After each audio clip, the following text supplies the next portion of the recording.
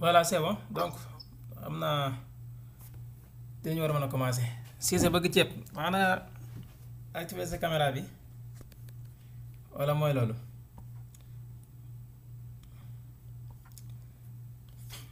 Voilà, donc maa ngi leen di ziarat baax salaamaaleykum wa rahmatullahi wa barakaatu. Wasalaatu wasalaamu ala rasulillah. maa ngi leen di ziarat baax a baax a baax a baax a baax di leen nuyu yéen ñëpp donc defe naa di nuyu Moustapha sëñ Mbacke maa ngi lay ziar sëñ Saliou mu ko yaay user maam Thierno Ibrahima Fall ñu ngi lay ziar bu baax yow it macha allah ñu ngi lay ziar bu baax a baax a baax a baax a baax tarkalla waaw di ziar gaa yëpp. voilà donc malheureusement donc démb lañ ko defoon macha allah wax dëgg yàlla amoon na solo lool aussi tamit gaa yi bari woon nañ fi lool ñoom Cheikh Tidiane ak voilà gaa yëpp presque ñu ngi fi woon defe naa suñu Saliou ak maam Thierno mi ak suñu Cheikh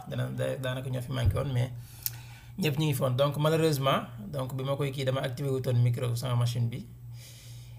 voilà moo tax amul woon son. voilà donc rapidement donc ñu ziar gaa yi rek ngeen nuyoo ba ñëw ñu avancé suñu Saliou ñu ngi lay ziar. vu que yow yaa activé sa caméra donc gars yi ci des moom xam naa xam nga dañuy làqatu ñu ngi lay ziar bu baax am Saliou. maa ngi ziar bu baax Almokhtar. waaw ñu ngi lay ziar bu baax Chabi. maa nga jàmm. alhamdulilah macha allah. yaa ngi am xaalis. waaw xaalis de moom bëgg ñu koy bëgg de mais amaguñ ko ñu ngi sant yàlla. ñu ngi ziar bu baax. alhamdulilah maa ngi ziar Mokhtar de si kam di suñu seex maam Thierno ñu ngi leen ziar bu baax.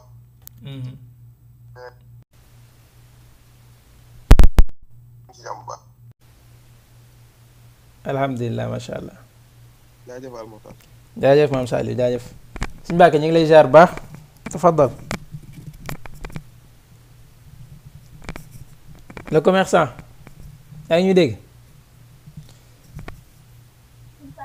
waaw Almokhtar. waaleykum salaam. maa ngi leen dégg waaw. damaa xaw a jàpp tuuti rek. d'accord d'accord y a pas de souci. waaw loolu la waaw mais maa ngi teewlu de. d'accord yow dafa mel ni yaa ngi ci place waaw Moustapha bëgg ceeb ñu ngi lay ziar ba. Mbaye Diop. waaw ñu ngi lay ziar ba. nga taw yaay. si sa ngaar yi ñu ngi lay sant baax alhamdulilah. alhamdulilah naka yi. waa sant maa ngi lay ziar bu wér de. waa sant bu wér alhamdulilah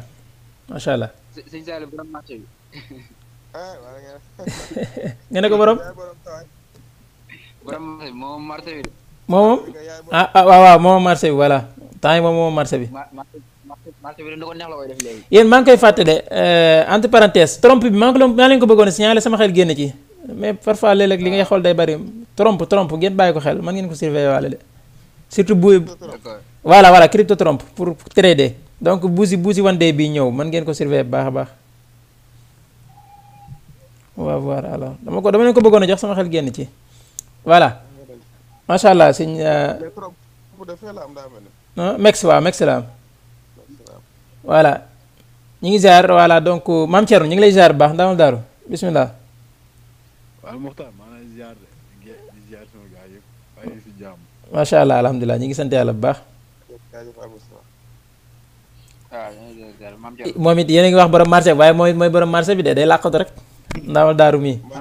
waaw mooy borom marché bi de mooy borom marché bi de. maam Thierno del dugal résultat yi bokk. mooy borom marché bi de. borom forex bi waaw. mooy borom marché bi de. dañuy jéem rek. mais waaw moom la de xam naa moom lay doon.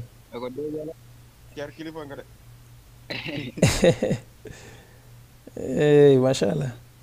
voilà donc ku ci des Ahmad dafa mel ne yaa dugg si léegi ñu ngi lay ziar Ousseynou Sow.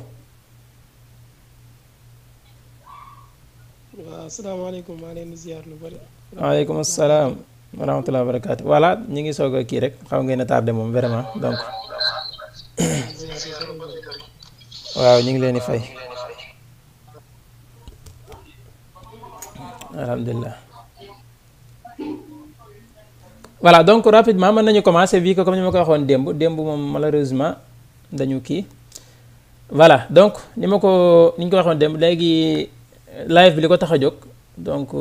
ni ma koy waxee rek beneen chapitre bu bees bu ñuy ubbi donc ni ma koy waxee saa su ne donc xam-xam bu mu mën di doon wala métier bu mu mën di doon dafa laaj li ngay xam te ni moom mooy mise à jour waaw dafa laaj saa su ne ngay yokk sa xam-xam waaye aussi itam di méngoo ak jamono voilà donc loolu moom moo taxoon tey ñu waxoon live bi wala en tout cas chapitre bi ñu ubbiwaat donc ci l'IA lay jëm voilà wala AI comme ni ngeen ko xamee intelligence artificielle wala artificial intelligent donc voilà donc pour commencer d'abord Moustapha xam naa bokkoo ci question bi defe naa démb participer woon nga voilà donc mën nañu commencer rek donc voilà premièrement dañuy ubbi kii bi rek xam naa ñu demander question bi sëñ Mbacke donc yow bu ñu waxee intelligence artificielle donc lan nga yaakaar ne moom mooy intelligence artificielle sëñ Mbacke ndax yaa ngi ñuy dégg. waaw. voilà d'accord y a pas de souci y a pas de souci Ndamal Daaru ñu ngi lay ziar Ndamal Daaru ndax dégg nga suñu question donc bu ñu waxee intelligence artificielle donc lan ngeen yaakaar ne loolu moom mooy intelligence artificielle lan ngeen ci xam.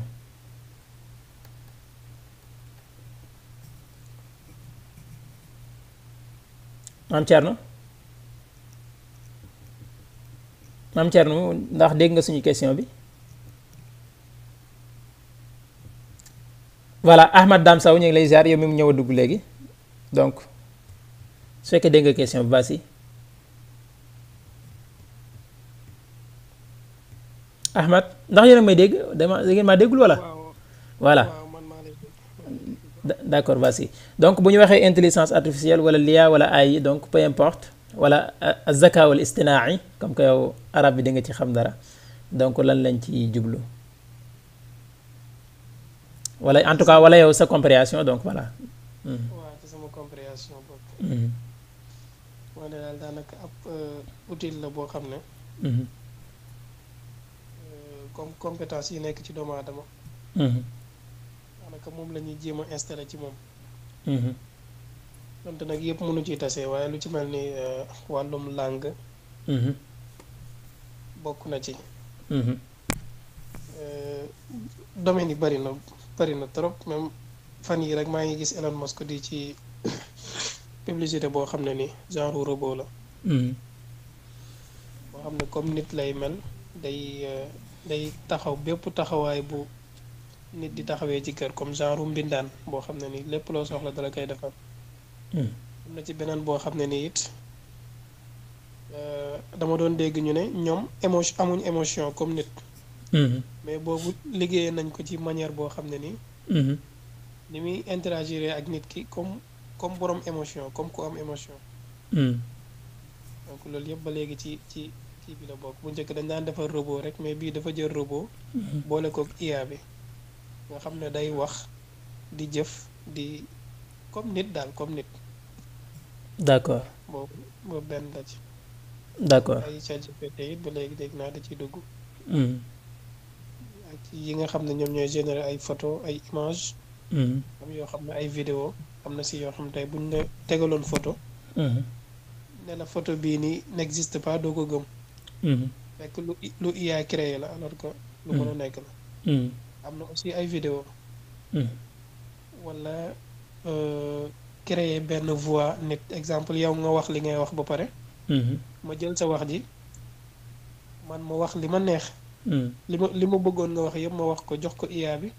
ne ko mu defal ma ko comme si yow yaa wax loolu. yooyu tamit fekk naa moom it ci la bokk donc yaatu na ci ay kii yu bare bare. d'accord.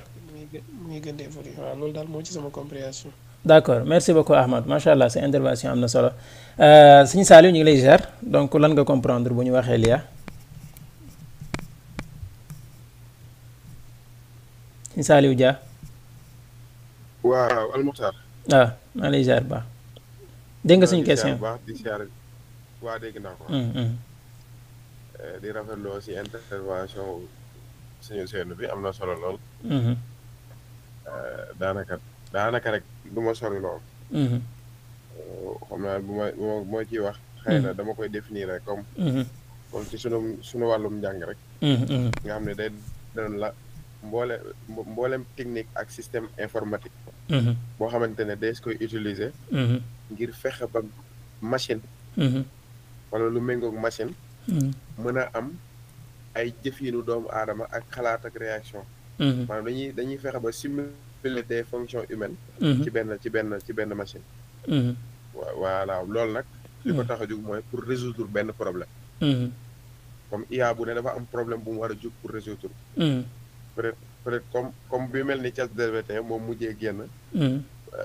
bëriwul yu mel ni moom mooy xam-xam yu bari daje ci moom mais IA amoon na mais dañ ko daan spécialisé ci benn domaine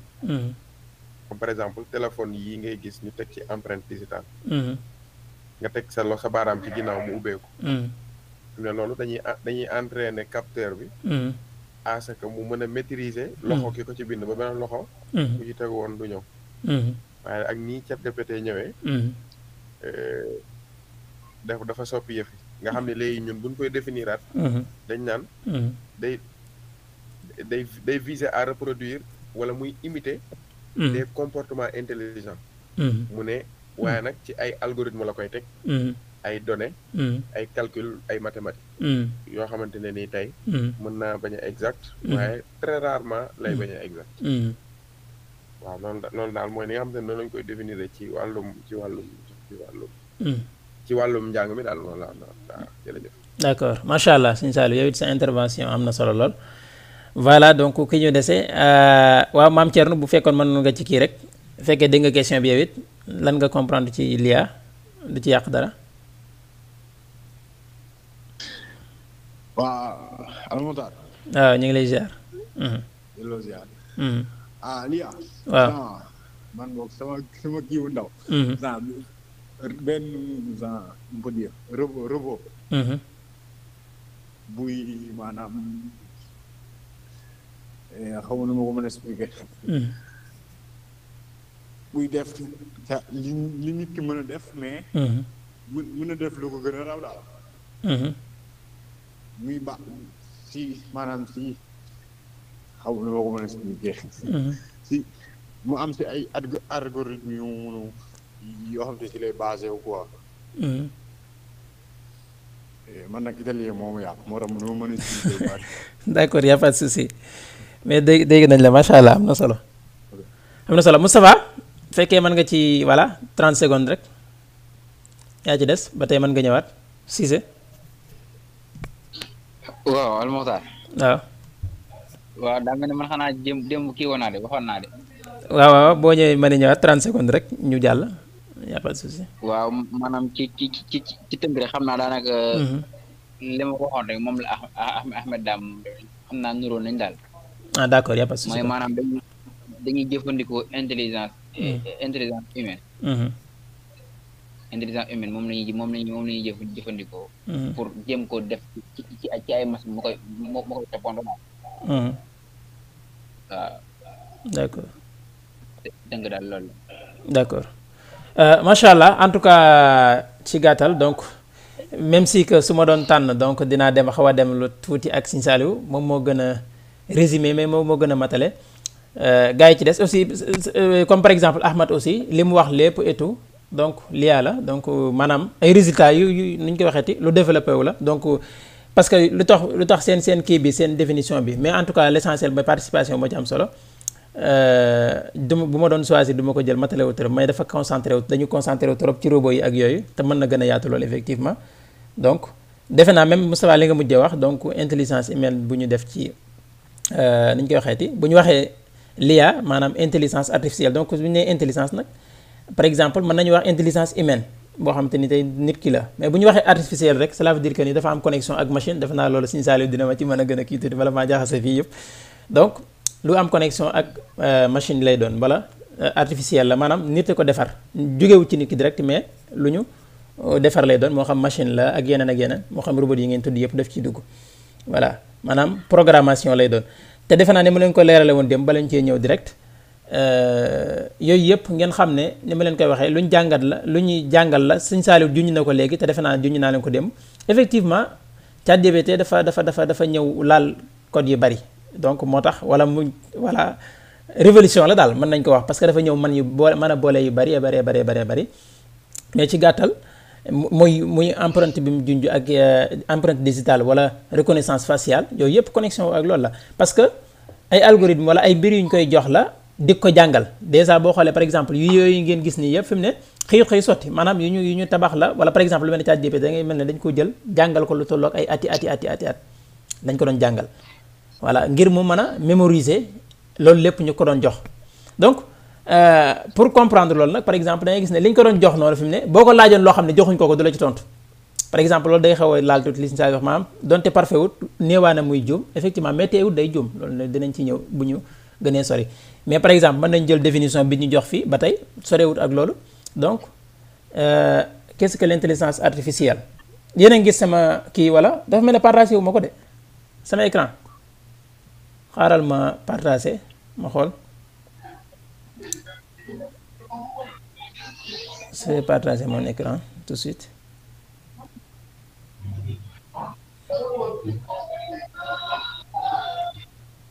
voilà mën ngeen fayale seen micro bu leen neexee seen micro yi voilà micro yi voilà donc bu ngeen bëggee intervenir rek mën ngeen ko kii su fekkee dama génn après mën ngeen ko allumer directement ndax yéen a gis sama écran bi n'est-ce pas voilà defe naa ñëw na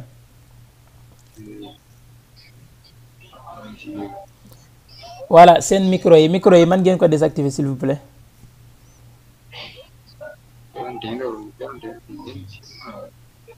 Moustapha bëgg ceeb sa micro bi Moustapha sa micro fay ko baa ma fay ko voilà d'accord voilà donc defe naa tënkal naa leen ko ci wolof comme ni ma ko waxee léegi mais mën nañu jël aussi définition bi ñu am fii defe naa leer na ndax yéen a ngi gis image bu baax a baax ba tey c'est bon waaw c'est bon. waaw c'est bon donc fii donc comme ni ma ko waxee léegi donc vu que jamono day dox te ni ma leen ko jinjee woon démb maanaam métier bu mu mën di doon day baax tey nga maanaam ngay mettre à jour ñuy wax wala ngay mise à jour sa bopp ci loolu di méngoo ak jamono. parce que bu ñu demee tey ba gis par exemple tey ay métiers yoo xam te ne tey ay robot ñu ngi koy def par exemple moo xam lu mel ne waiter yi maanaam par exemple nu ma ko mën a tuddee boo demee ci restaurant nu ngeen koy tuddee receveur yi wala yu ni mel wala ñi nga xam te ne en tout cas ñoom ñooy distribuer wàllum kii yeeg yëpp donc mbir yooyu yëpp tey par exemple gis ngeen ay robot di présenté yooyu ak yeneen liggéey yoo xam te ne léegi robot mën nañu ko def donc da ngay gis ne bari na ay métiers yoo xam ne day disparaître donc ñi nga xam ne ñoom ñoo nekkoon place boobu noonu tey bu ñu mettre à jour par exemple jéem a def loo xam te ne tey dañu continuer di leen soxla dañuy ñàkk seen liggéey voilà donc loolu aussi itam c'est la même chose aussi même ci domaine bi ñu nekk ni muy trading donc naka la ñu mën a introduire par exemple l'IA ci suñu métier bi nga xam ne ci la ñu nekk waaye itam naka la ñu mën a jëfandikoo l'IA aussi ngir développer même suñu ay compétences personnelles donc ci bépp côté donc loolu moom moo tax a jóg live bi tey incha allah donc fii ñu ngi ñuy wax l'IA bu ñu ko waxee wala intelligence artificielle wala IA wala AI artificielle intelligente est un ensemble de technologies permettant aux machines d'effectuer des tâches qui nécessitent généralement l'intelligence humaine voilà donc defe naa loolu du sore rek li Sëñ Saali wax waaye aussi ni ma ko voilà xaaral ma ñëw accepter kii dugg si léegi voilà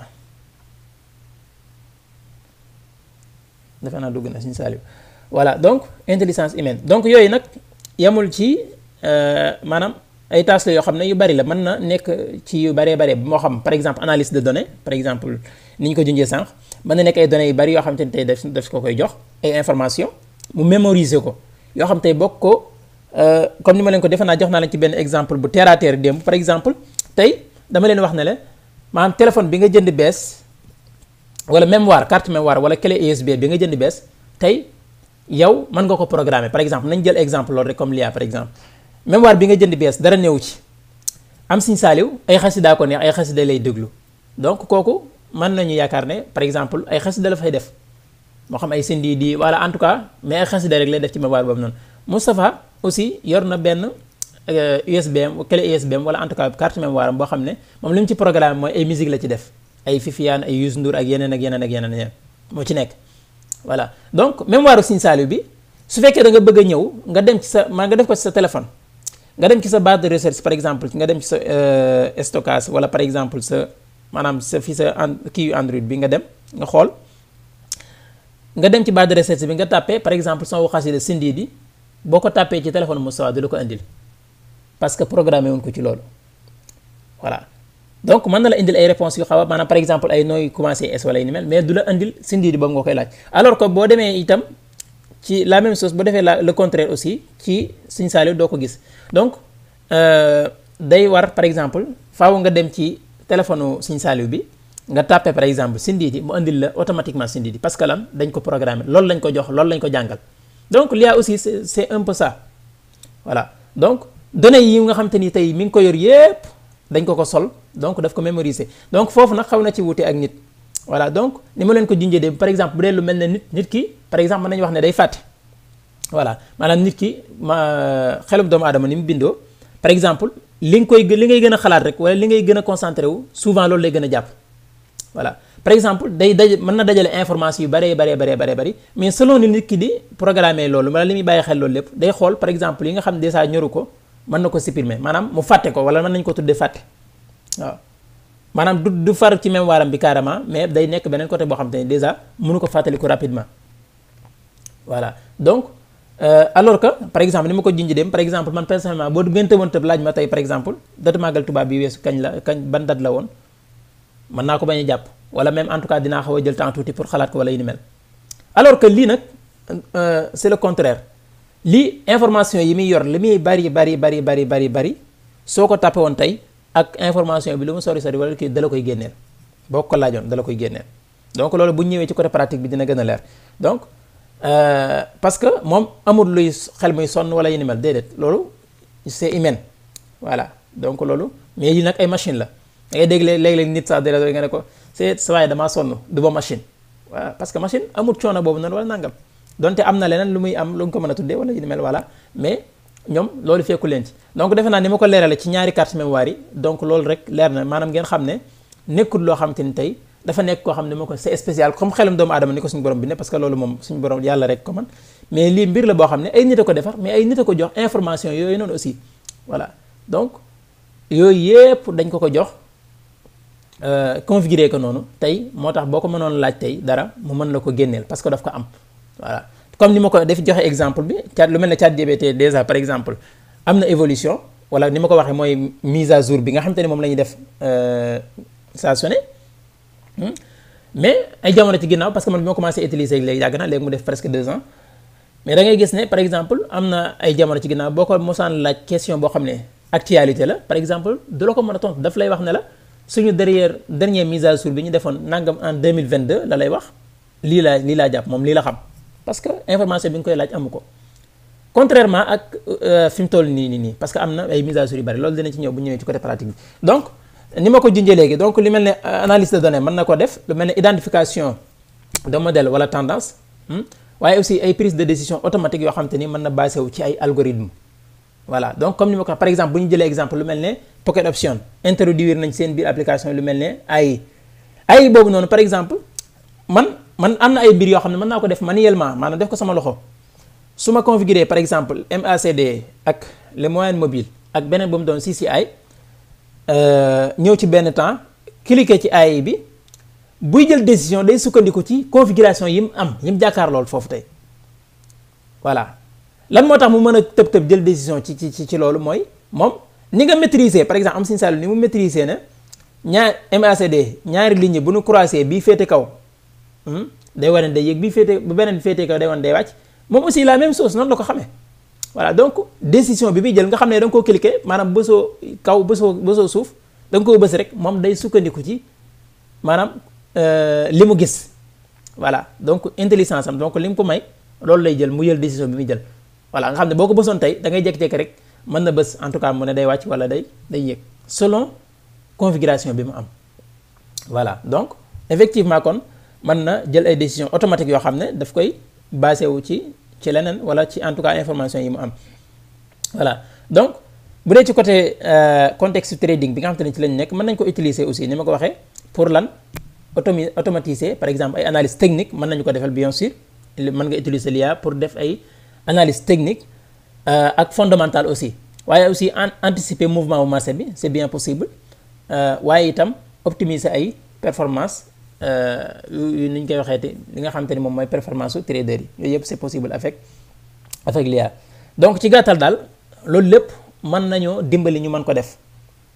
voilà donc loolu moom moo nekkoon kon ci premier point bi ñu xam exactement lan mooy l'IA ak yi nga xamante ni mën na ko def aussi pour ñun ci deuxième point bi xam naa dinañ ci gën a ñëw ci par exemple bu ñu ñëwee ci pratique bi maanaam naka lañ koy utiliser ci trading bi waaye aussi analyse des données yi par exemple ni ma ko waxee sànq mën analyser ay données rapidement mën ñu aussi wan ay opportunité voilà yooyu nag ni ma ko waxee grâce à des algorithmes sophistiqués déjà ni ma ko junjee woon démb yoo xam ne déjà ma nga fa denc na ko ci moom voilà donc information yooyu mu am donc ci lay sukkandiku voilà donc ak automatisation bi defe naa loolu wax naa ko léegi mën nañu permettre ñu effectuer aussi des tâches répétitives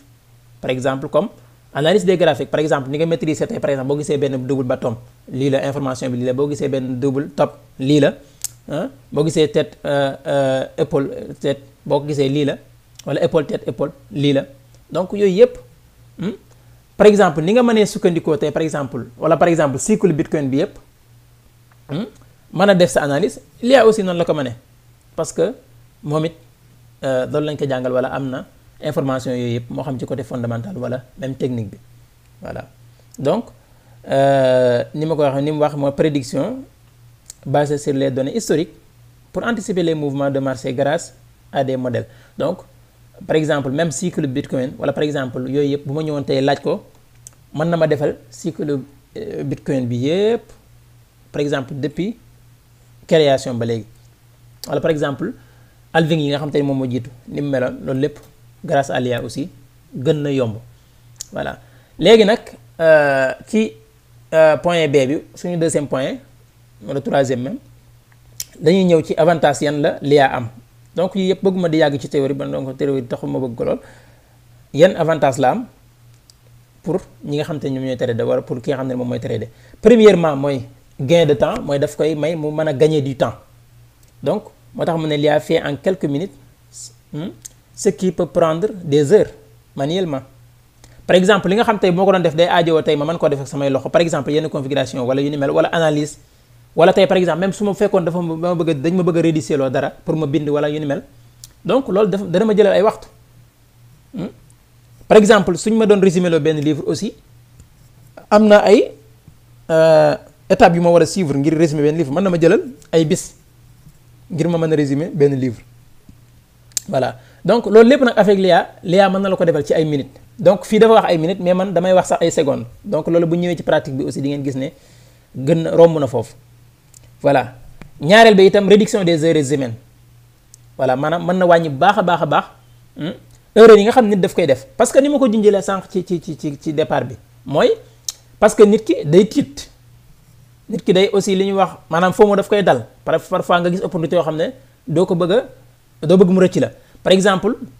mën nga jël décision boo xam ne en tout cas yooyu mën na la pousser mën na la ci influencer moo xam ragal la moo xam mën nga ragal ba couper sa benn position boo warutoon a couper mën nga ragal aussi ba mala mën nga am amee FOMO aussi bañ a li ñuy wax the fear of missing out par exemple ragal benn opportunité raw la ba nga jéem a dugg ci benn position boo xamante ni tey mënoon nga xaar pourtant correction am donc erreur yooyu nga xam ne yëpp nit ki daf koy def wala nga jaay foofu jaay wala nangam l'IA mën na éviter loolu parce que ni ma ko waxee yooyu ñoom yooyu néewuñ ci côté émotion bi nit am wala nga xam ne c'est humain loolu nekkul ci artificiel wala en tout cas nekkul ci machine yi voilà donc ñoom li nga leen jox wala par exemple boo leen programme ci plan boobu la ñuy respecté ak lu mën a xew parce que ni ma leen ko waxee sànq li nga def ci moom rek li mu jàng lay tari ci gàttal voilà donc loolu mën nañ ci dimbali ci bokk na ci avantage yi waaye aussi optimisation des stratégies aussi voilà donc mën na la dimbali aussi nga adapter say stratégie yu bëree bëri moo xam par exemple nga jàng ay stratégie yu bees wala nga am yow sa propre stratégie aussi nga dimbali ko l'IA aussi ngir mu gën la ci mën a dimbali donc ngir mën a yokk si li nga xam te ne moom mooy say profit voilà donc bu loolu weesoo aussi troisième point wala point C bi mooy yan outil nag par exemple accessible de l'IA yoo xam ne trader mën na ko jëfandikoo wala en tout cas ñun yan lañ ciy gën a jëfandikoo wala yan lañ leen bëgg a présenter pour ngeen jëfandikoo ko donc yooyu bokk na ChatGPT donc moo ci gën a siiw wala en tout cas période bi moom moo nekk au top lan la ñu mën li mu mën bari na mën na def automatiser l'écriture maanaam ni ñu koy wax rédition de texte wala nangam ak nangam wala ay images analyser des images aussi wala ay tendances wala analyser même tendance du marché mën na ko voilà donc yooyu yëpp mën na ko defe naa def nañ pratique bi sax même dem dinañ ci ñëw bu ñu ñëwee ci côté pratique bi donc lu mel ne TradingView aussi donc mën ngeen ko fa am déjà moo xam ay alerte ni ma ko waxaan alerte par exemple bi ñu jàng ci biir MEX même mën nga def par exemple fekkee def nga sa analyse ba noppi mën nga xool par exemple bu traversé moyenne mobile bi prix bi fan lay toll mën na maa def benn alerte boo xam ne donc daf may wan sa jéggee moyenne mobile bi mu envoyé ma alerte direct sama téléphone ma mën koo gis ma xam ne kon information boobu li ma doon dama kon par exemple su jéggee benn résistance la woon wala bu jéggee benn support ma dem placer sama ordre waaw nga xam ne loolu éviter na ma au lieu que may toog ci kanamu graphique yi di ko xool ba mu def ko déedéet mën na maa dem def li ma neex maa ngi ak sama téléphone su ma jotee notification bi donc voilà confirmation bi ma doon xaar am na donc loolu yooyu yëpp defe naa MEX mën na ko donte par exemple bu dee Binance parfois mën nga bañ a jot notification bi mais MEX da ngeen gis ne à tout moment wala tout le temps bu ngeen defee li nga xamante ne moom mooy alerte su jotee wala su àggee atteindre prix boobu daf la koy envoyé. Vous avez aussi la possibilité de le faire avec TradingView aussi ak yenn analyse yi donc même parfois da ngay gis ne par exemple application yu bari ñi introduire l'IA ci seen biir application moo xam ay Canva gis ngeen fa l'IA par exemple Snapchat am na ko ak yeneen ak yeneen ak yeneen donc yoo xamante ni yu bari introduire nañ l'IA ci seen biir plateforme ba ci plateforme trading yu bari ba ci ni ma ko junjee woon démb ay robot yoo xam ne dafa seer lool même donc pour utiliser ko dañuy wax ne yenn organisation yu mag yi sax même parfois moom la ñuy utiliser parce que li mu capable loolu nit ki kii ko maanaam mën na jëlandoo ay positions yu bari en même temps loo xam ne par exemple nit ki capable am ko parce que information yi li muy gis lépp loolu maanaam day am loo xam ne mënoo koo teg bët voilà donc mënoo koo toucher wala mënoo koo teg bët aussi donc moom dina capable def li nga xam te ne mënoo am na yeneen aussi yeneen plateforme yoo xam ne aussi dañ ci tudd yooyu mais ñun personnellement ni ma ko waxee xam naa ci ChatGPT bi la ñuy gën a concentré wu ak comme ni ma ko junjee aussi ci MEX bi wala feneen ak feneen yoo xam ne mën ngeen ko jëfandikoo donc dañuy dem rapidement rek pour bañ a guddal léegi malgré l'IA mën nañu defal loolu lépp aussi mais comme ni ñu ko junjee sànq dafa am na ay limites aussi voilà l'IA am na ay limites voilà am na ay limites maanaam mënut a def lépp voilà mënut a def lépp donc l'IA mënul remplacer trader bi wax naa leen ko démb même maanaam mënut a remplacer ki nga xamante ne moom mooy trader mais lan la koy jariñ daf koy dimbali voilà mën na la fournir ay outils yoo xam ne mën na la dimbali yow ci sa prise de décision wala même faciliter la sa analyse wala sa yeneen ak yeneen ak yeneen mais mënul nekk ci sa place donc loolu ni ma ko junjee de man sax damay wax ne man damay naan anti bëgg lu yomb laa xaw ma nu ma ko waxee anti bëgg lu yomb wala anti les pas du ma nekkuma anti l'IA mais bëgg lu yomb googu ba ëpp wala basé wu ba ëpp ci wéeru ci yooyu man personnellement sopp ma ko parce que bu ngeen xoolee par exemple comme li gars yi di wax naan pour ba copy trade wala nangam bu ngeen gisee par exemple yooyu encouragé wu ma ko de trop lu mel noonu la parce que dama gëm ne dafa am ay yu bari yoo xam ne boo ko bëggee kii maanaam dañ koy gagner ak l'expérience parce que yooyu boo ko xasee commencé aussi du wéy voilà tey day dem ba yoo xam ne boo ko gisatul tey lan ngay def voilà donc yi outils yi mu leen jox nii parce que li ma leen ko wax maanaam ngeen bañ ko def mbir boo xam ne di ko def li ñuy wax utilisation excessive maanaam utilisation bu bari ba ëpp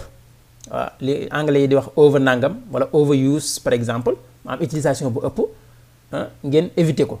waaw mën ngeen ko utiliser maanaam mën ngeen ko dimbali ko ci lu bari mën na leen faciliter lu bari mën ngeen ko utiliser aussi pour gagner du temps loolu bu ñëwee ci par exemple pratique bi dina gën a leer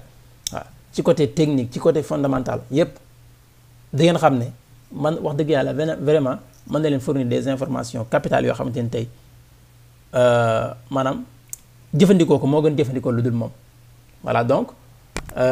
loolu moom ngeen xam ne mënul nekk seen place incha allah donc loolu moom moo nekk aju woon ci côté théorie bi donc bala ñoo jàll su ngeen amee lu ngeen ciy dolli donc ñu déglu ko bala ñoo dem ci côté pratique bi mais daal ci gàttal ngeen xam ne l'IA moom bari nay avantage mais aussi ngeen bañ koo jàppee loo xamante ni tey da ngeen koy utiliser nu mu leen neexee wala en tout cas da ngeen koy utiliser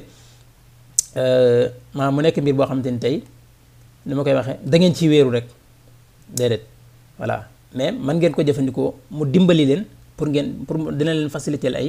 mbir yu baree bare voilà donc bala ñoo jàll su ngeen amee lu ngeen yokk ci partie boobu wala lu ngeen di laaj comme question donc incha allah pour ñu continuer.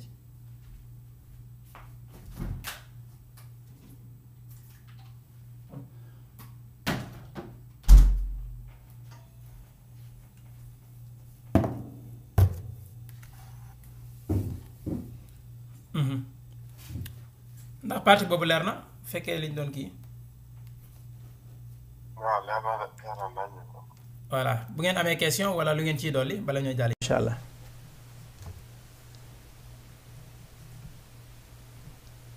voilà concernant traite bi ngay doon wax noonu. wala intelligence artificielle bi ci Pocket Option. d'après Almokhtar bu fekkee mës nga ko expérimenté. yow nee nga soppuloo ko. mais quand même